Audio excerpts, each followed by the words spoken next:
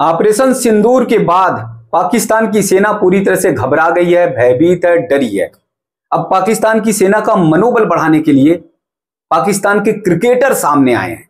पाकिस्तान के क्रिकेटर पाकिस्तान की सेना का मनोबल बढ़ा रहे हैं, उनका उत्साह बढ़ा रहे हैं और बार बार ये बता रहे हैं, उनके दिमाग में घुसेड़ने की ये कोशिश कर रहे हैं कि नहीं, तुमने बहुत बहादुरी से लड़ाई लड़ी, तुमने बहुत बहादुरी से भारत की सेना का मुकाबला किया।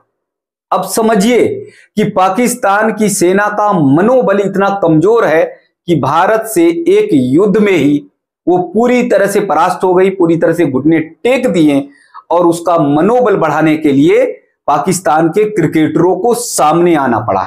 जबकि हमारे यहां की देश की सेना का मनोबल बढ़ाने के लिए प्रधानमंत्री नरेंद्र मोदी स्वयं सेना के बीच में पहुंच जाते हैं, सैनिकों का सम्मान करते हैं, सैनिकों का आत्मबल बढ़ाते हैं, उत्साह बढ़ाते हैं और गर्व से कहते हैं प्रधानमंत्री नरेंद्र मोदी कि हमें हमारी सेना पर प्राउड है, हमें हमारी सेना पर गर्व है। वहीं पर पाकिस्तान की सेना का सम्मान करना तो दूर, पाकिस्तान के प्रधानमंत्री उनके बीच में पहुंचते भी नहीं और उनका सम्मान के साथ ही साथ उनका गौरव भी बढ़ाने का काम नहीं करते। ये भारत और पाकिस्तान की सेना में फर्क है, ये भारत और पाकिस्तान के प्रधानमंत्री में फर्क है। भारत के प्रधानमंत्री सेना को हमेशा आगे करके पूरी तरह से ये कहते हैं कि सारी जो सुविधाएं हैं वो सेना के साथ हैं। साथ ही साथ प्रधानमंत्री नरेंद्र मोदी ने यह भी कह दिया था कि जो भी निर्णय लेना है, पाकिस्तान को मुंहतोड़ जवाब देना है, तो वो सेना के हवाले, यानी सेना सब कुछ कर सकती है, वो स्वतंत्र है। भारत की सेना को इतनी स्वतंत्रता है, वहीं पर पाकिस्तान की सेना को, पाकिस्तान की सेना पर तो किसी का भी लगाम नहीं है। पाकिस्तान की सेना ही बेलगाम है, वो जब चाहे तख्ता पलट करा सकती है, जब चाहे देश में अराजकता फैला सकती है, जब चाहे तो पाकिस्तान की सेना देश की जनता को, देश की आवाम को खुद प्रताड़ित करने का काम करती है। अब देखिए शाहिद अफरीदी ने कैसे कहा, किस तरह से पूर्व क्रिकेटर शाहिद अफरीदी ने कहा कि हमारी सेना बहादुर है, हमारी सेना ने मुंहतोड़ जवाब देने का काम किया है भारत की सेना का। शाहिद अफरीदी कहते हैं कि पाकिस्तान की सेना सबसे शक्तिशाली सेना है, लेकिन शाहिद अफरीदी को अपनी सेना की कायरता के बारे में नहीं पता है। शाहिद अफरीदी को अपनी सेना के उस घिनौनी कर्म के बारे में नहीं पता है जो वर्षों से पाकिस्तान की सेना करती आई है। और इसी तरह से अगर पूर्व क्रिकेटर शाहिद अफरीदी ने पाकिस्तान की सेना की तारीफ की, पाकिस्तान की सेना के तारीफों के पुल बांधे, तो निश्चित समझिए कि शाहिद अफरीदी को जेल में सड़ना पड़ेगा, जिस तरह से पूर्व क्रिकेटर इमरान खान जेल में सड़ रहे हैं। वही पूर्व क्रिकेटर इमरान खान जो पूर्व प्रधानमंत्री थे पाकिस्तान के, तख्ता पलट हुआ और कैसे किस तरह से बेदखल कर दिया गया इमरान खान को। जो इमरान खान लोगों के दिलों में बसते थे, पाकिस्तान का हर क्रिकेट प्रेमी उन्हें बहुत अच्छे से जानता पहचानता था और उन्हें तो क्रिकेट का खुदा ही मानता था। ये कहता था कि इमरान खान के बिना पाकिस्तान के क्रिकेट की कल्पना ही अधूरी है। उस क्रिकेटर की ऐसी दुर्दशा हो रही है कि वो पाकिस्तान के जेल में सड़ रहा है और कब उसकी मौत हो जाए, कब उसे मौत के घाट उतार दिया जाए, ये कुछ भी कहा नहीं जा सकता। यानी ये कोई संभव नहीं है। और ये सब किसने किया? ये सब पाकिस्तान की सेना की ही करतूत है, क्योंकि पाकिस्तान की सेना 5 साल तक किसी की भी सत्ता चलने नहीं देती।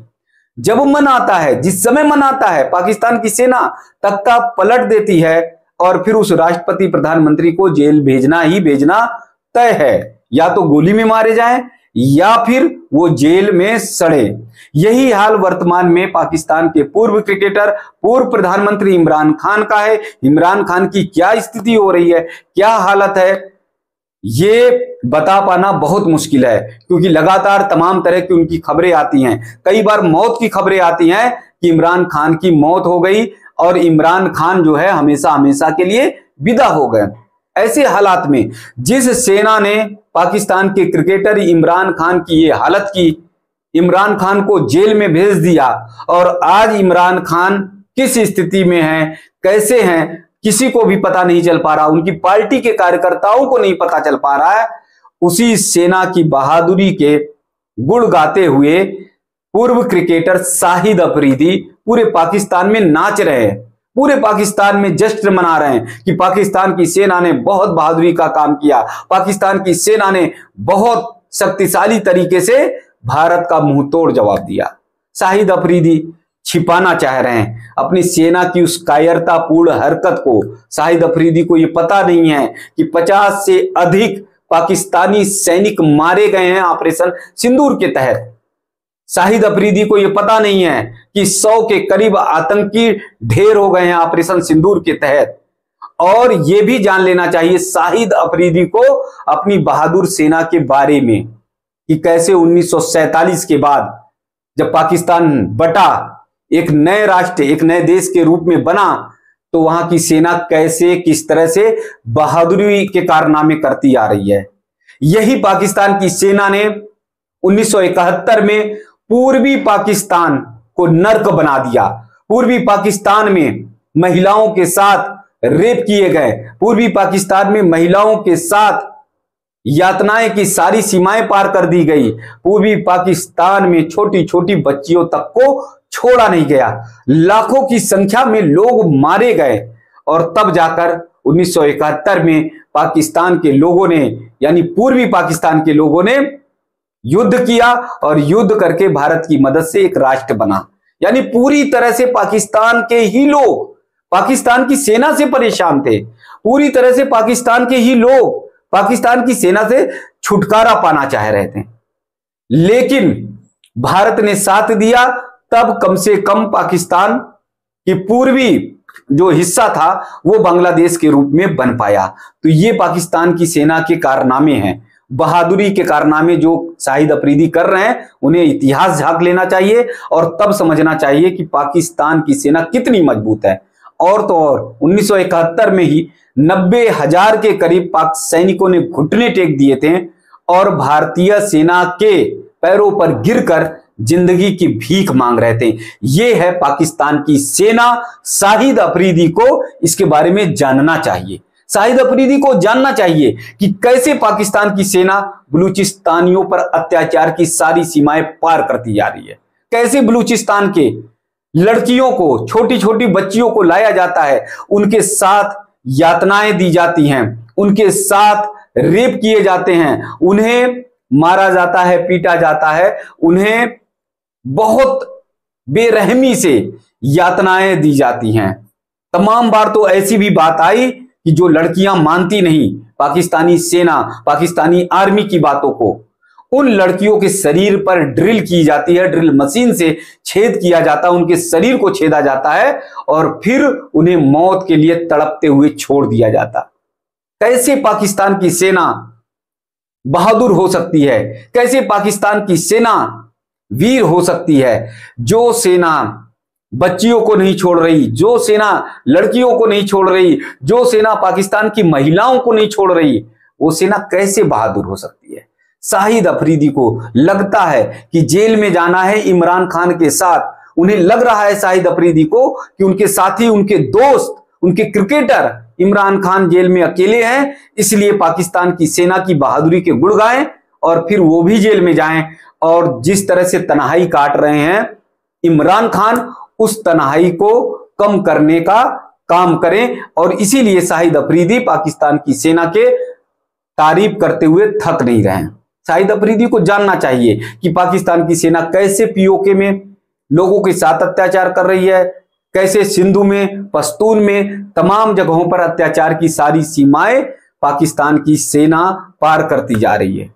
और तो और इन क्षेत्रों में, जो पाकिस्तान के क्षेत्र हैं, उन क्षेत्रों में पाकिस्तान की सेना अत्याचार कर ही रही है, लेकिन पाकिस्तान की सेना अपनी जनता पर, आवाम पर भी अत्याचार में पीछे नहीं है। जब भी मौका आता है, जहां पर भी आता है, देश के अंदर पाकिस्तान की सेना घुस जाती है और उसके बाद पाकिस्तान की आवाम के साथ मारपीट करना और उनके साथ मनमानी करना, यह पाकिस्तान की सेना का पूरी तरह से एक कर्म हो गया।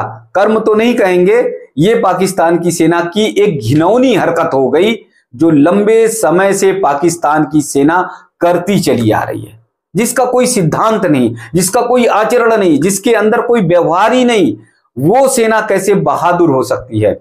और इस कायरतापूर्ण कार्य का निश्चित तौर पर पाकिस्तान की सेना को परिणाम भुगतना पड़ेगा और वो किसी भी तरह से बच नहीं पाएगी। जिस तरह से ऑपरेशन सिंदूर के तहत 50 पाकिस्तानी सैनिक मारे गए हैं, मौत के मुंह में समाये हैं, आने वाले दिनों में थोड़ा भी अगर सीमा उल्लंघन किया तो मोदी जी ने पूरी तरह से चेतावनी दे दी है कि अभी ऑपरेशन सिंदूर वो बंद नहीं हुआ है, उसे रद्द नहीं किया गया है, उसे कुछ दिन के लिए टाल दिया गया है।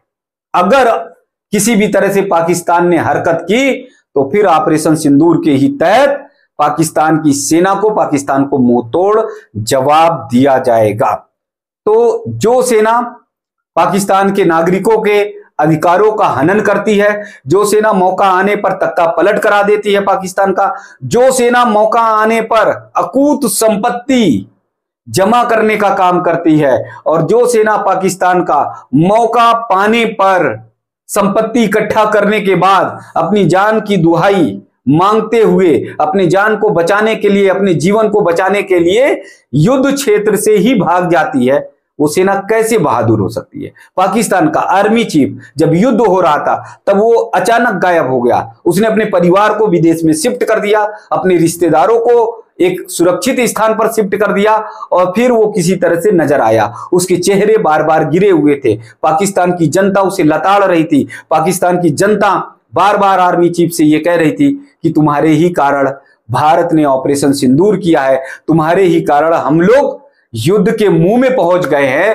पाकिस्तान पहले से आर्थिक रूप से कमजोर है, पाकिस्तान पहले से भुखमरी के कगार पर है, और ऐसे में तुमने ही युद्ध के मुहाने पर लाकर पाकिस्तान को खड़ा कर दिया, और आज भीषण युद्ध हो रहा है, भारत मुंह तोड़ जवाब दे रहा है। ये ऐसे हालत में, ऐसी स्थिति में पाकिस्तान का आर्मी चीफ एक शब्द भी नहीं बोल पा रहा था, उसका चेहरा लटका हुआ था। तो शाहिद अफरीदी को यदि जेल जाना है तो अभी बहुत समय है, लगातार वो आर्मी की, यानी अपने देश की आर्मी की तारीफ करते जाएं, लगातार अपने आर्मी को सैल्यूट करते जाएं, लगातार अपने आर्मी की तारीफों के पुल बांधते जाएं। एक दिन निश्चित तौर पर जैसे इमरान खान जेल में बंद हैं, सड़ रहे हैं, वैसे ही शाहिद अफरीदी को भी जेल में सड़ना पड़ेगा, बंद होना पड़ेगा, क्योंकि पाकिस्तान की आर्मी का यही काम है और इसी तरह की घिनौनी हरकतें पाकिस्तान की सेना करती है।